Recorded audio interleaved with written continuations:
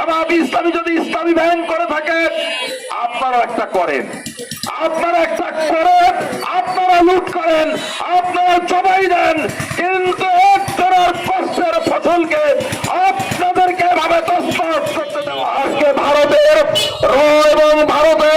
এবং ইসরায়েলের মোসাদ দেখলো এদেশে যদি ইসলামী ব্যাংক এস্টাবলিশ হয়ে যায়, তাহলে ইসলামপন্থীরা আবার মাথা উঁচু করে দাঁড়াতে পারে।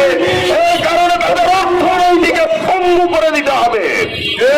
এই কারণে ইসলামী ব্যাংককে আবার সেই লুটের আইএস আলমের হাতে তুলে দেওয়ার জন্য সরকারকে বাধ্য করে এস আলমকে আবার সেই ইসলামী ব্যাংকের ম্যানেজিং ডিরেক্টর পদে আবার বহাল রাখার চেষ্টা করছে।